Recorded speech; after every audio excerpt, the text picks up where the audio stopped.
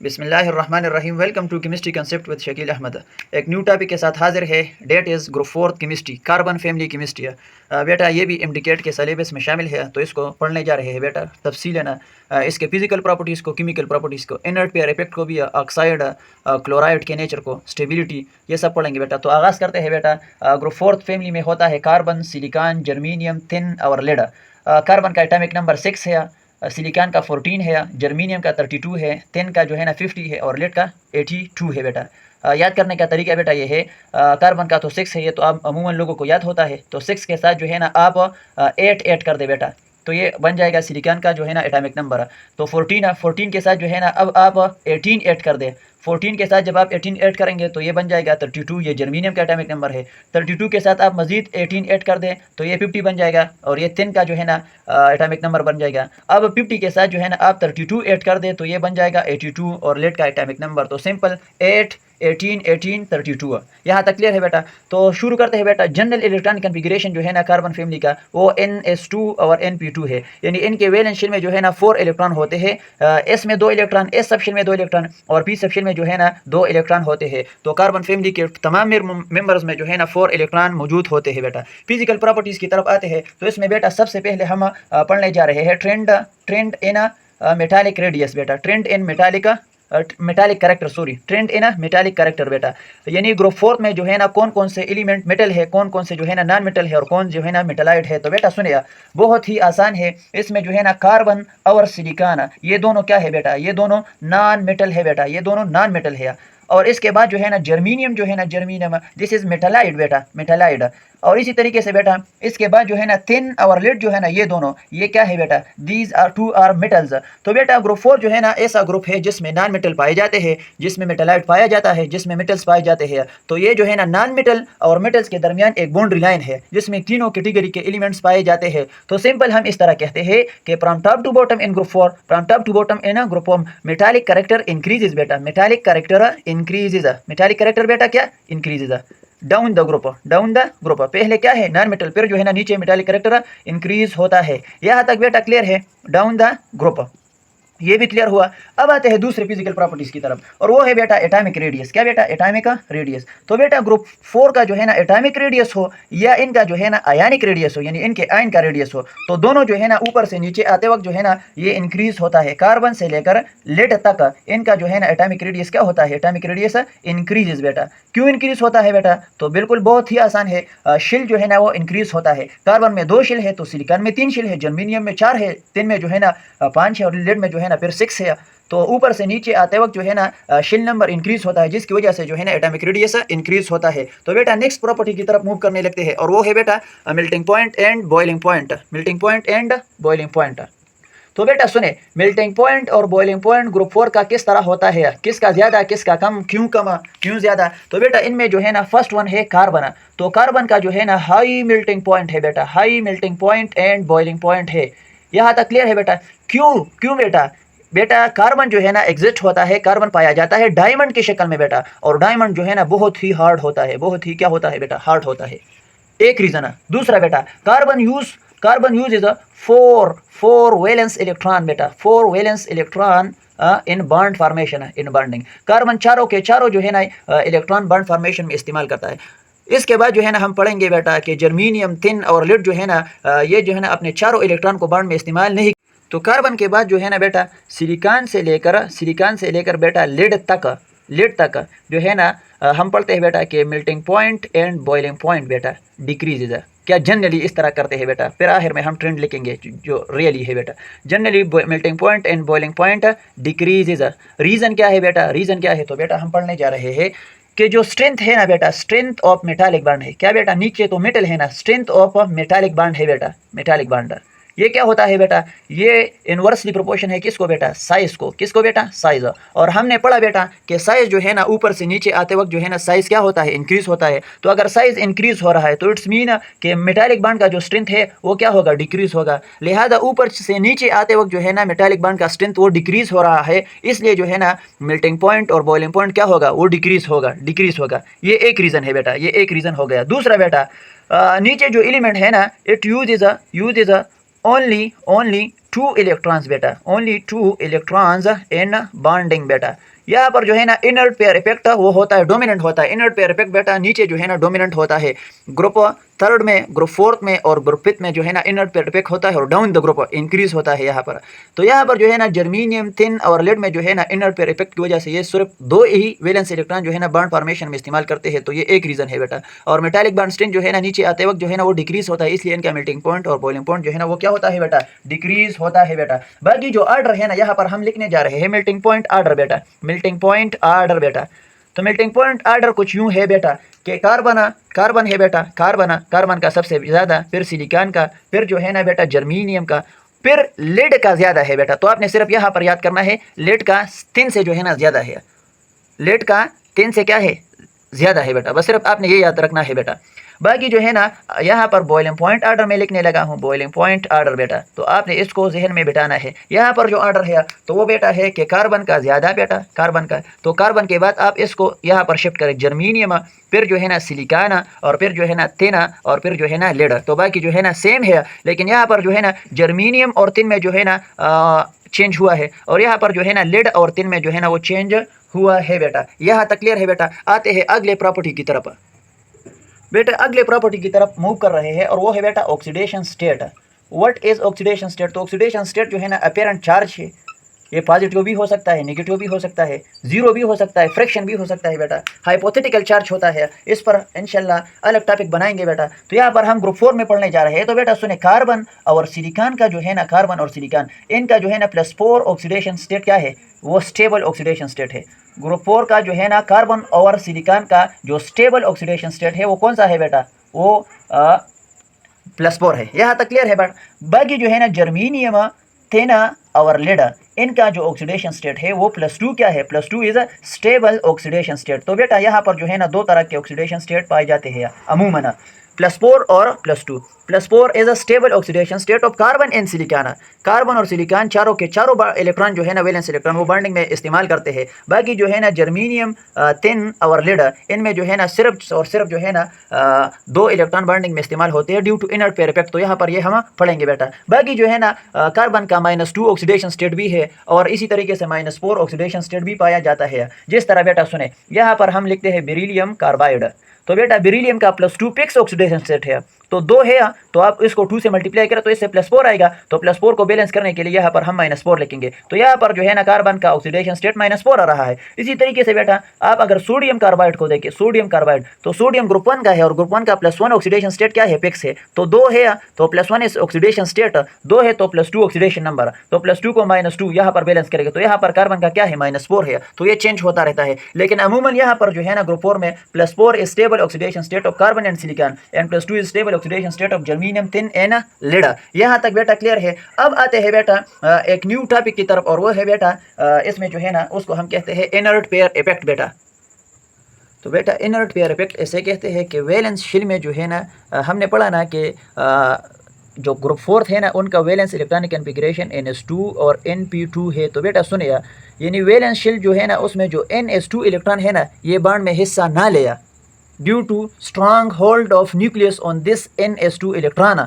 तो इस पेयर को हम कहते हैं इनर्ट पेयर, और इस इफेक्ट को हम कहते हैं इनर्ट पेयर इफेक्ट। दोबारा सुने बेटा, जो वैलेंस शेल में NS2 इलेक्ट्रॉन है ना वो 2 इलेक्ट्रॉन जो s ऑर्बिटल में है, s सब शेल में है, ये बॉन्डिंग में हिस्सा ना ले, तो इस पेयर ऑफ इलेक्ट्रॉन को हम कहते हैं इनर्ट पेयर, और इस इफेक्ट को हम कहते हैं इनर्ट पेयर इफेक्ट।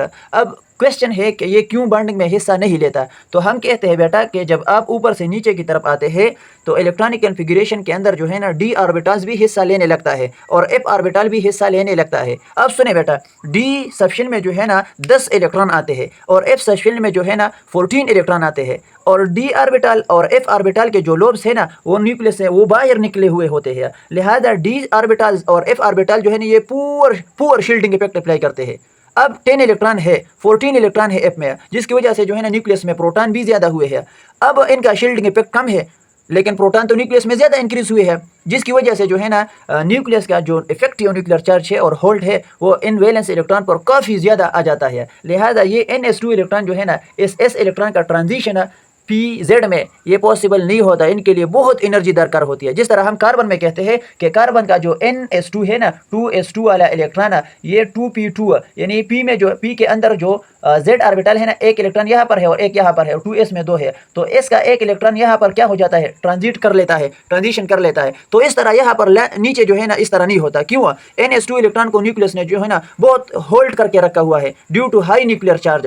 तो इस पेयर ऑफ इलेक्ट्रॉन जो है ना ये बॉन्डिंग में हिस्सा नहीं लेता, इसलिए हम इस पेयर को हम कहते हैं इनर पेयर और इस इफेक्ट को हम कहते हैं इनर पेयर इफेक्ट। तो यहाँ पर मैंने डिफिनेशन किया है बेटा, the capability of outer S electron pair to not take part in bonding due to strong hold of the nucleus, यानी effective nuclear charge is called inert pair and the effect is called inner pair effect. आखिरी shell में जो है ना जो S electron है ना, S electron pair ये बॉन्डिंग में हिस्सा ना ले, to not take part in bond formation. किस वजह से बेटा? इसलिए क्योंकि इन पर जो है ना स्ट्रांग होल्ड है न्यूक्लियस का, इफेक्टिव न्यूक्लियर चार्ज बहुत ज्यादा है। अब क्वेश्चन, इफेक्टिव न्यूक्लियर चार्ज तो नीचे डाउन द ग्रुप जो है ना डिक्रीज होता है, तो यहाँ पर क्यों इंक्रीज हो रहा है ग्रुप 3 में, 4th में, 5th में? तो रीजन यही है बेटा कि इसमें जो है ना d ऑर्बिटल जो है ना इलेक्ट्रॉनिक कन्फिगरेशन में हिस्सा लेता है, और हमने यहाँ पर लिखा है जो शील्डिंग इफेक्ट का जो क्राइटेरिया है, जो ऑर्डर है, इस सबशेल जो है ना इस ऑर्बिटल ये बहुत ही ज्यादा जो है ना शील्डिंग इफेक्ट अप्लाई करता है, फिर P और D और F जो है ना ये पुअर शील्डिंग इफेक्ट अप्लाई करता है। इसलिए जो है ना हम कहते हैं कि ग्रुप 3rd, 4th, 5th में जो है ना जब आप नीचे आते हैं तो ऑर्बिटल जो है ना d ऑर्बिटल और F ऑर्बिटल जो है ना ये बॉन्डिंग में हिस्सा लेना स्टार्ट कर देता है, और इनका तो शील्डिंग इफेक्ट कमजोर होता है, तो शील्डिंग इफेक्ट कम, तो लिहाजा न्यूक्लियर चार्ज जो है ना वो डोमिनेंट पड़ जाता है, इसलिए ये S इलेक्ट्रॉन जो है ना बॉन्डिंग में हिस्सा नहीं लेता। अब सुनिए बेटा, इनर पेयर इफेक्ट यानी इनर पेयर के कौन कौन से इफेक्ट सामने आते हैं? तो बेटा इसकी वजह से जो है ना result in the formation of low oxidation state. अगर हम कहते हैं कि चारों इलेक्ट्रॉन जो है ना वैलेंस इलेक्ट्रॉन बॉन्डिंग में हिस्सा ले, तो फिर +4 ऑक्सीडेशन स्टेट का चांस है, जिस तरह कार्बन और सिलिकॉन शो करते हैं। अब डाउन द ग्रुप जब एक पेयर ऑफ इलेक्ट्रॉन जो है ना NS2 इलेक्ट्रॉन ये बॉन्डिंग में हिस्सा ना ले, तो ये पेयर इनर्ट रह जाता है, इसलिए जो है ना +4 से +2 ऑक्सीडेशन स्टेट ग्रुप 4 का आ जाता है। तो रिजल्ट इसका ये है कि ये ऑक्सीडेशन स्टेट को 2 डिक्रीज कर देता है बेटा, 2 डिक्रीज करता है। अब सुनिए बेटा, यहाँ पर हमने कुछ पॉइंट्स रखे हुए हैं बेटा। इनर पेयर इफेक्ट जो है ना ये डोमिनेंट होता है बेटा किस में? ग्रुप 3rd में, 4th में और 5th में। ग्रुप 3rd, 4th, 5th में डाउन द ग्रुप जो है ना इनर पेयर इफेक्ट डोमिनेंट होता है। अब सुनिए बेटा, हमने कहा यहाँ पर कि इनर पेयर इफेक्ट का जो रिजल्ट है वो लो ऑक्सीडेशन स्टेट है। तो बेटा सुनिए, लो ऑक्सीडेशन स्टेट और हाई ऑक्सीडेशन स्टेट में जो फर्क होंगे, इनके जो असरात होंगे वो क्या होंगे? तो बेटा सुनिए, अगर लो ऑक्सीडेशन स्टेट हो तो कंपाउंड क्या होगा? आयनिक होगा। बेटा सुनिए, अगर लेट PbCl4 है बेटा, PbCl4 है, तो यहाँ पर लेट जो है ना अगर PbCl2 है, सॉरी यहाँ पर लेट का जो है ना +2 ऑक्सीडेशन स्टेट है, तो ये क्लोराइड क्या होगा? आयनिक होगा। इसी तरीके से अगर यहाँ पर मैं PbCl4 लिखूँ तो यहाँ पर +4 ऑक्सीडेशन स्टेट है ना, तो ये क्या होगा? ये कोवेलेंट होगा। यहाँ तक क्लियर है बेटा? दूसरा, लो ऑक्सीडेशन स्टेट में जो है ना कंपाउंड एक्ट करता है एज अ रिड्यूसिंग एजेंट, ये लेट क्लोराइड जो है ना ये रिड्यूसिंग एजेंट है। और हाई ऑक्सीडेशन स्टेट यानी +4 लेट का +4 हाई ऑक्सीडेशन स्टेट है, तो इसमें एक्ट करेगा कंपाउंड क्या बेटा? Oxidising agent. यहाँ तक क्लियर है बेटा? यहाँ पर देखिए बेटा, लो ऑक्सीडेशन स्टेट में जो है ना कंपाउंड बेसिक इन नेचर होगा, बेसिक होगा यानी इसका ऑक्साइड जो है ना हाइड्रोक्साइड वो क्या होगा? बेसिक होगा। और हाई ऑक्सीडेशन स्टेट में कंपाउंड क्या होता है? वो एसिडिक होता है। तो low oxidation state inner pair effect की वजह से आता है, तो कंपाउंड जो है आयनिक बन जाता है, रिड्यूसिंग एजेंट बन जाता है और बेसिक इन नेचर बन जाता है। तो बेटा ये इनके इफेक्ट्स है, इनर पेयर के ये इफेक्ट है। नीचे बेटा आ जाए, यहाँ पर जो है ना हमने लिखा है ऑलरेडी ताकि वक्त की बचत हो। यहाँ पर ये ग्रुप 3rd है, ग्रुप 3rd का वैलेंस इलेक्ट्रॉनिक कन्फिगरेशन ये है NS2Np1, this is a group 4th NS2Np2, this is group 5 NS2Np3। तो बेटा सुने, ग्रुप 3rd में बेटा देखिए बोरान है, एल्यूमिनियम है और गैलियम है बेटा, और इंडियम है, और इसी तरीके से बेटा थेलियम है। ग्रुप 4th में कार्बन है, सिलिकॉन है बेटा, जर्मीनियम है, टिन है, लेड है। ग्रुप 3 में जो है ना नाइट्रोजन, फास्फोर, एर्सेनिक, एंटीमनी और बिस्मथ है। तो बेटा सुने, इन दोनों में जो है ना ग्रुप 3 में यहाँ पर जो है ना ऑक्सीडेशन स्टेट क्या होता है? +3 होता है। यहाँ पर इनर्ट पेयर इफेक्ट नहीं होता। कार्बन और सिलिकॉन का +4 होता है, इनर्ट पेयर इफेक्ट नहीं होता। नाइट्रोजन और फास्फोरस का जो है ना यहाँ पर जो है ना इसका ऑक्सीडेशन स्टेट क्या होता है बेटा? +5 तक आ सकता है। तो यहाँ पर बेटा सुने, यहाँ पर जो है ना नो इनर्ट पेयर बेटा, नो इनर्ट पेयर। यहाँ पर देखिए बेटा +5 तक इसका हाई ऑक्सीडेशन स्टेट जा सकता है। इनका बेटा दें, इनका हाई क्या है? +3। ग्रुप 4 का हाई क्या है? +4। ग्रुप 5 का हाई क्या है? +5। अब सुनिए बेटा, जब इनमें इनर पेयर इफेक्ट आ जाए तो इनका ऑक्सीडेशन स्टेट +1 बन जाएगा। 2 डिक्रीज हुआ ना, हमने पढ़ा कि इनर पेयर इफेक्ट की वजह से जो है ना लो ऑक्सीडेशन स्टेट खास होगा। तो +3 से +1, +4 हाई है तो +2 lower oxidation state inner pair effect की वजह से। NS2 इलेक्ट्रॉन बॉन्डिंग में हिस्सा नहीं ले रहे, यहाँ पर भी NS2 इलेक्ट्रॉन बॉन्डिंग में हिस्सा नहीं ले रहे। यहाँ पर +5 क्या हाई, तो +3 2 कम कर दिया, तो +3 क्या हुआ? इनर पेयर इफेक्ट की वजह से लो ऑक्सीडेशन स्टेट। तो यहाँ पर यस इनर्ट पेयर, यहाँ पर इनर्ट पेयर नीचे एलिमेंट में क्या है? मौजूद है बेटा। तो इसलिए तो ऑक्सीडेशन स्टेट क्या आ रहा है? 2 डिक्रीज आ रहा है बेटा। तो इनके ये फवायद है इनर्ट पेयर इफेक्ट की वजह से बेटा।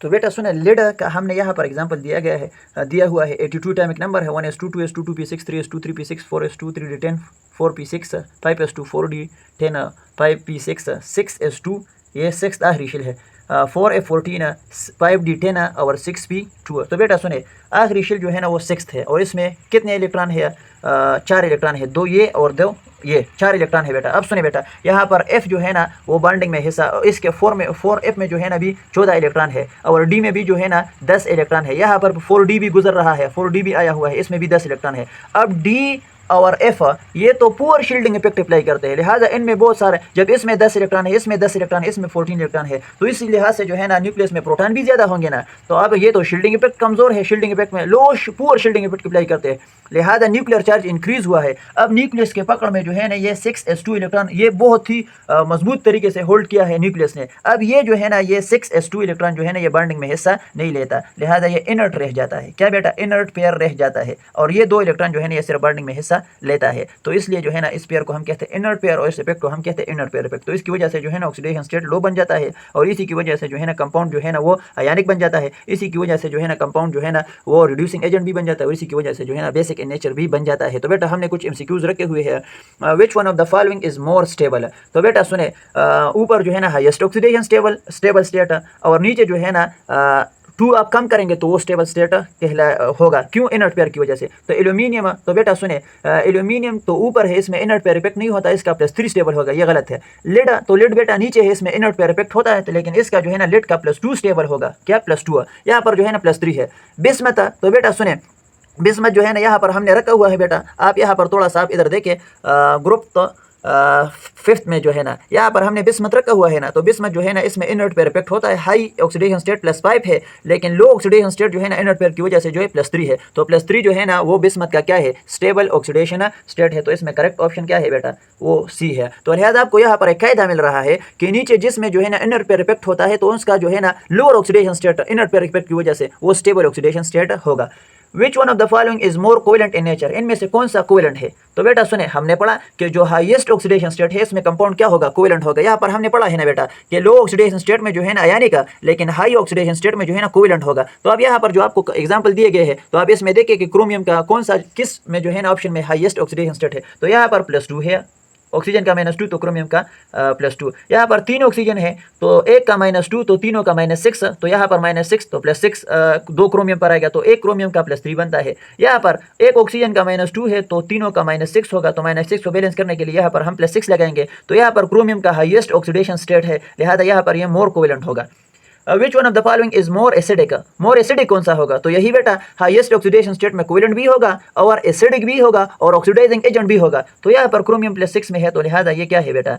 ये मोर एसिडिक भी है। और ले बेटा सुने, इन तीनों में से जो है ना, इन तीनों में ये जो है ना स्ट्रांग ऑक्सीडाइजिंग एजेंट भी है बेटा, ये जो है ना रिड्यूसिंग एजेंट कहलाएगा। क्यों? यहाँ पर ये क्या है? +2 में है। तो लोअर ऑक्सीडेशन स्टेट में रिड्यूसिंग, हाई में जो है ना ऑक्सीडाइजिंग एजेंट वो है जो दूसरों को ऑक्सीडाइज करे और खुद क्या है? रिड्यूस है, यानी अपना जो है ना ऑक्सीडेशन स्टेट वो क्या करे? डिक्रीज करे, और दूसरों का ऑक्सीडेशन स्टेट क्या करे? वो इंक्रीज करे, यानी दूसरों पर लॉस ऑफ इलेक्ट्रॉन करे और खुद क्या करे? गेन ऑफ इलेक्ट्रॉन करे, तो वो क्या है? वो ऑक्सीडाइजिंग एजेंट कहलाता है। तो यहाँ तक जो है ना इनर्ट पेयर इफेक्ट हमने कंप्लीट किया। इंशाल्लाह नेक्स्ट वीडियो जो आएगी वो इनके ग्रुप 4 के क्लोराइड और ऑक्साइड और इसके एसिड बेस कैरेक्टर, कौन इम्पोर्टेरिक है कौन एसिडिक है, इन पर बहस हम इंशाल्लाह करेंगे। तो एक लेक्चर जो है ना ग्रुप 4 पर अगला आएगा इंशाल्लाह। अस्सलाम वालेकुम रहमतुल्लाह।